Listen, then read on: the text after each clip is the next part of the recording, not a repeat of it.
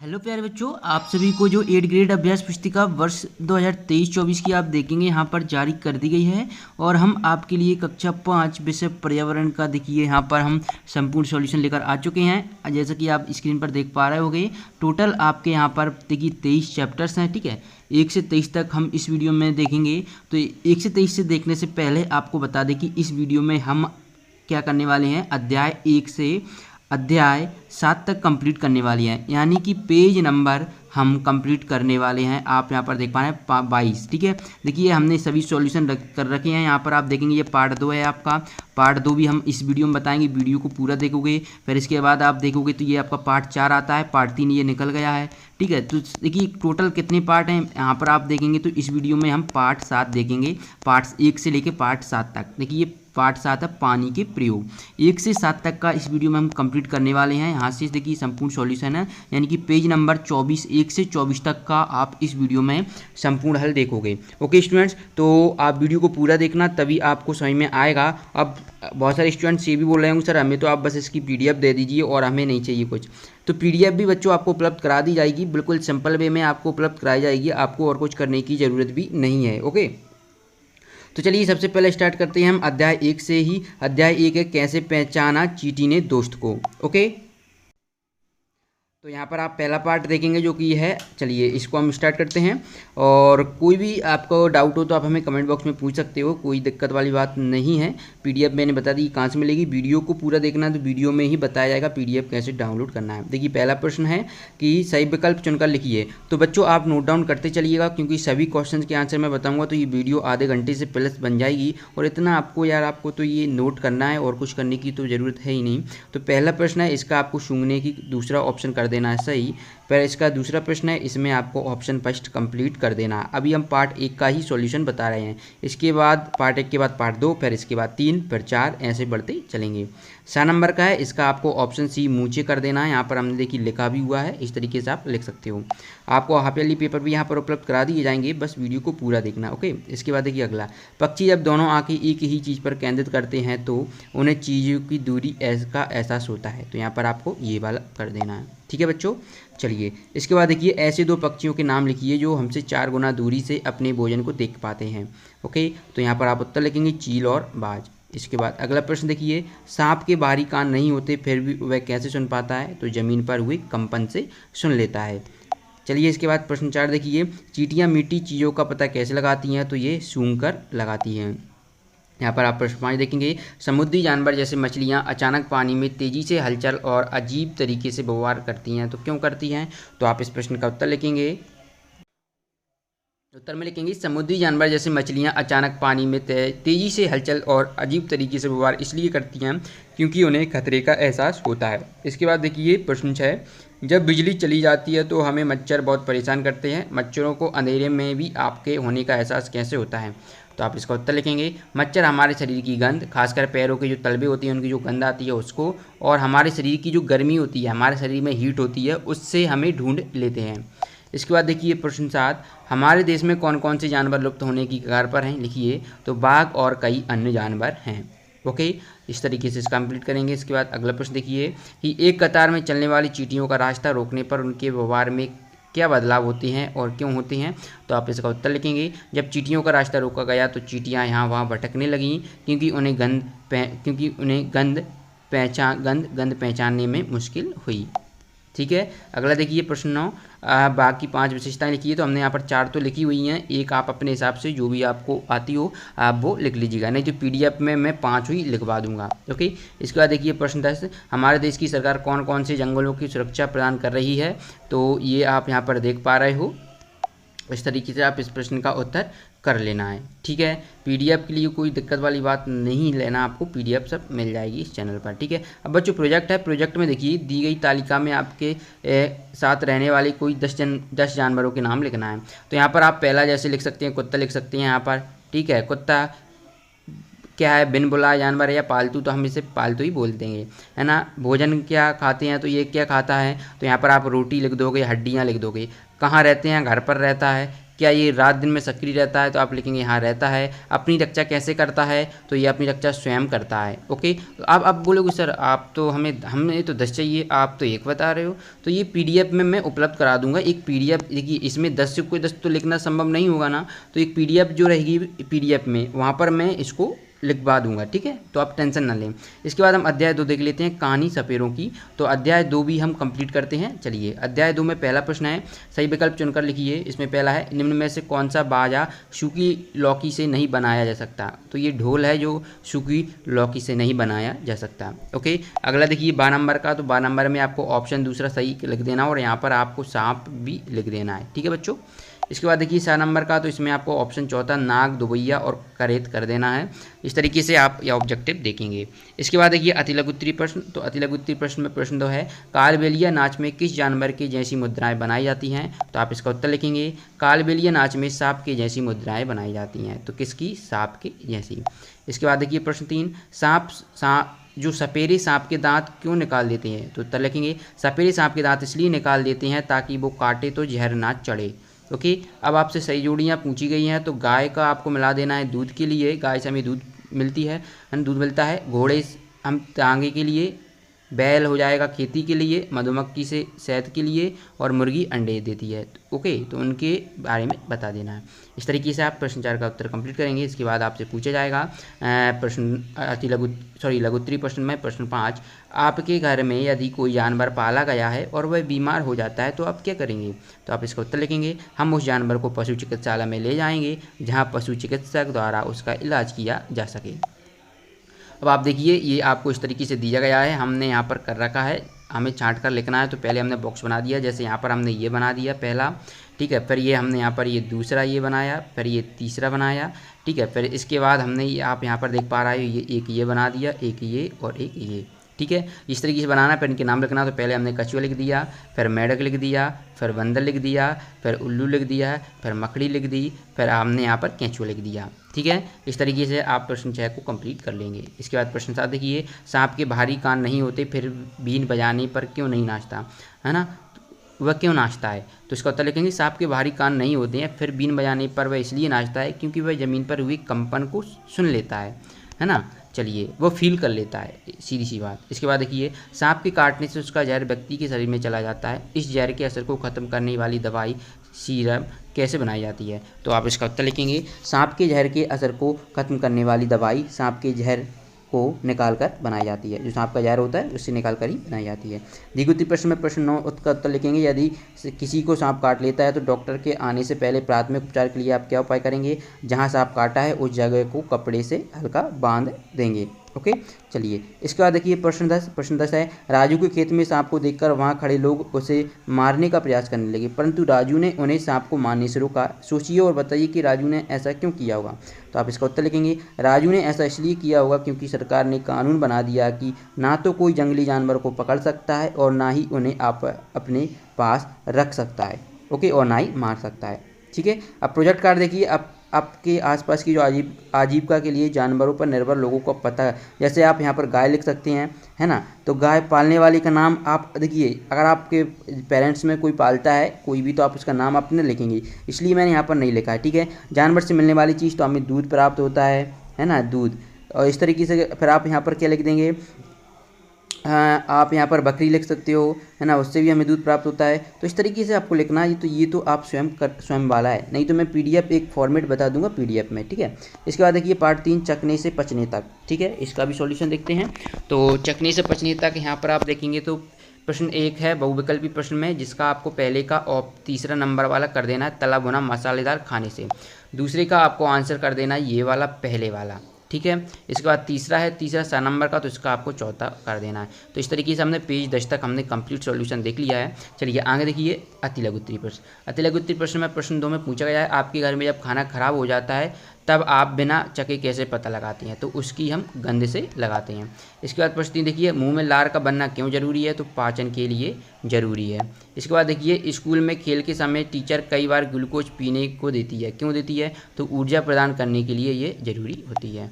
इसके बाद देखिए 5 प्रश्न, अच्छे स्वास्थ्य के लिए कैसा भोजन करना चाहिए, तो अच्छे स्वास्थ्य के लिए संतुलित भोजन हमें करना चाहिए। ओके। इसके बाद देखिए 6, हमें भोजन का स्वाद किस अंग से पता चलता है और हम कौन कौन से स्वाद पहचान पाते हैं, तो आप इसको उत्तर लिखेंगे, हमें भोजन का स्वाद जीभ से पता चलता है, हम खट्टा मीठा जो तीखा चटपटा आदि जो स्वाद मिलता है वह हम पहचान लेते हैं, किसके माध्यम से, जीभ के द्वारा। ठीक है। इसके बाद देखिए प्रश्न 7, रश्मि 3 साल की है, उसके हाथ पैर पतले और पेट फूला हुआ है, वह अक्सर बीमार क्यों रहती है, तो आप इसका उत्तर लिखेंगे, रश्मि अक्सर बीमार इसलिए रहती है क्योंकि उसे भरपेट और सही खाना नहीं मिलता है। ओके। अगला देखिए प्रश्न 8, रीना की दादी उसे धीरे धीरे चबाकर खाने को क्यों कहती है, तो आप इसका उत्तर यहाँ पर लिख सकते हैं, स्क्रीन पर देख पा रहे हैं। ठीक है। इसके बाद देखिए प्रश्न 9, पेट के पाचक रस को बाहर निकालकर उसमें खाने की कोई चीज़ डाल दी जाए तो उस चीज़ का क्या होगा, तो उत्तर लिखेंगे, पेट के पाचक रस को बाहर निकालकर उसमें खाने की चीज़ डाल दी जाए तो वह चीज़ पूरी तरह से घुल जाती है। ओके। प्रश्न 10 देखिए, भरपेट खाना सभी बच्चों का हक है, इसके लिए शासन द्वारा क्या प्रयास किया जा रहा है, तो मध्याह्न भोजन कार्यक्रम है ना, ये तो स्कूल में उपलब्ध कराया ही जाता है। साथ ही साथ जो और छोटे बच्चे होते हैं, जो 2 से 4 वर्ष के होते हैं, उन्हें आंगनबाड़ी केंद्र होता है वहाँ पर भोजन उपलब्ध कराया जाता है, पोषक भोजन। ओके। प्रोजेक्ट कार्य है, तो प्रोजेक्ट कार्य में आपके द्वारा खाए जाने वाले भिन्न भिन्न खाद्य पदार्थों को चखकर उनके स्वाद के आधार पर चिन्ह जो तालिका है वो बनना है। जैसे खाद्य पदार्थ का नाम, जैसे मान लीजिए आप यहाँ पर एक क्रमांक डालेंगे और यहाँ पर आप मान लीजिए रसगुल्ला लिख देते हैं। ठीक है। तो रसगुल्ले स्वाद में कैसा होता है, मीठा होता है। तो जीभ का भाग जिससे स्वाद का पता चलता है, आगे का भाग दाईं तरफ, बाईं तरफ, पीछे का भाग, है ना। तो जब आप डालेंगे तो आगे तरफ जो रहेगा आप आगे की तरफ यहाँ पर इस पर टिक कर देंगे। ठीक है। इस तरीके से आपको करना है, नहीं तो मैं आपको PDF में ये जितने भी प्रोजेक्ट कार्य हैं उनको मैं एक साथ कंप्लीट कर दूंगा। ठीक है। आप टेंशन नहीं लोगे। ओके। अध्याय 4 देखिए, पाठ 4, खाए आम 12 महीने।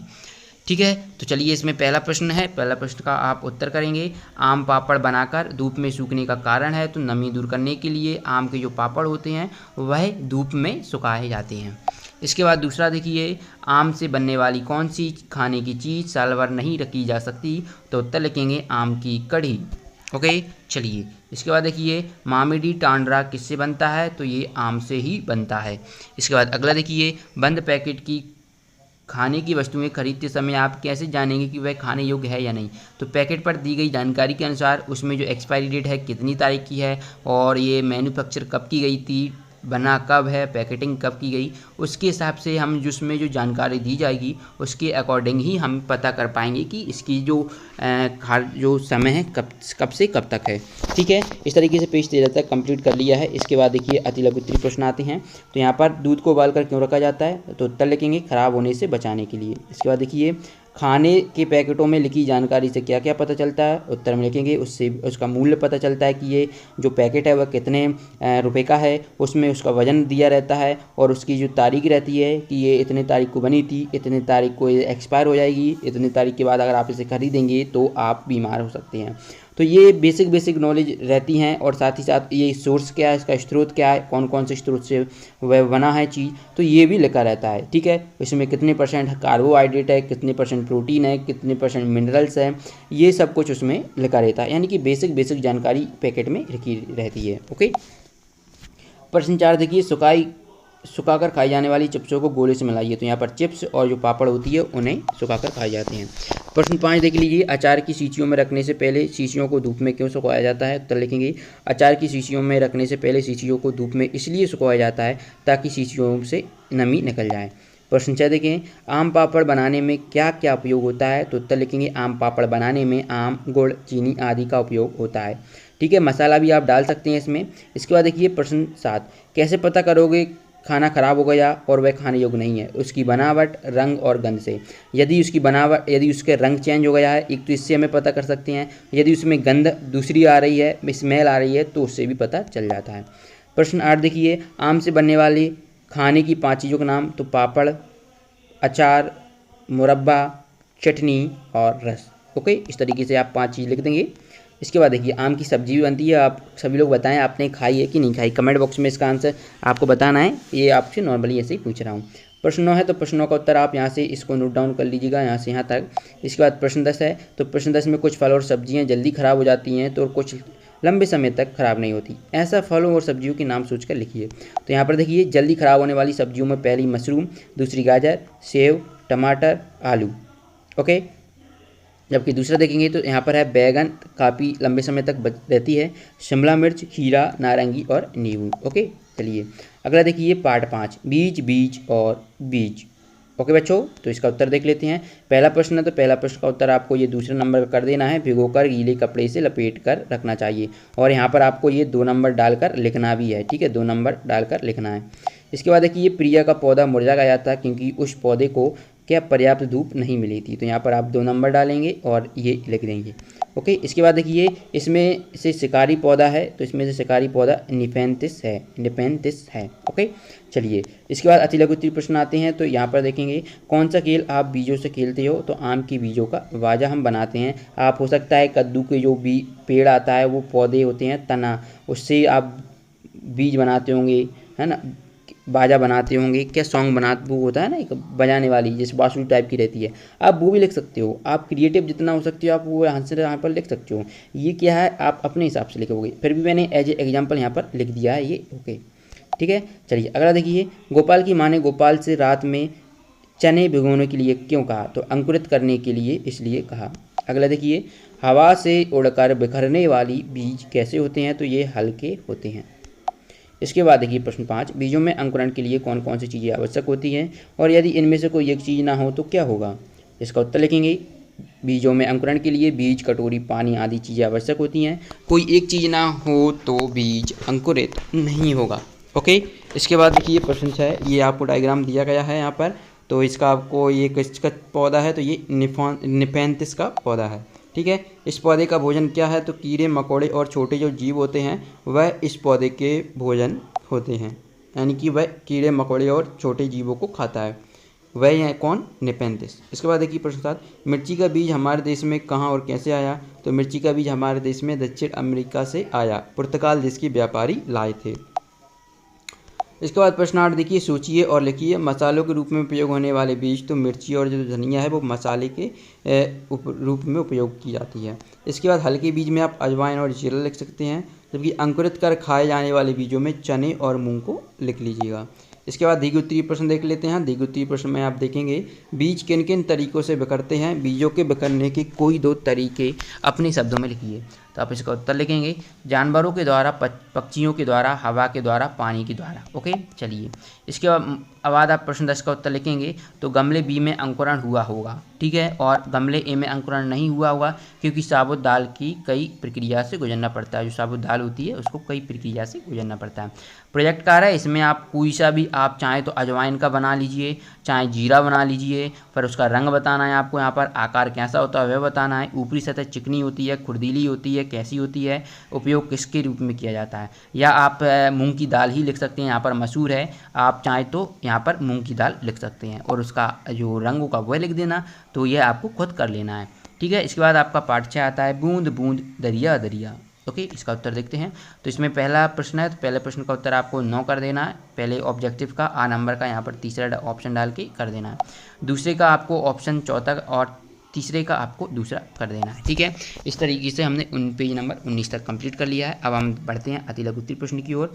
यहाँ पर अति लघु उत्तरीय प्रश्न है सीमेंट से बनी सड़कों पर बारिश का पानी बहाकर कहाँ जाता होगा, तो नालियों में और पाइपों में जाता है।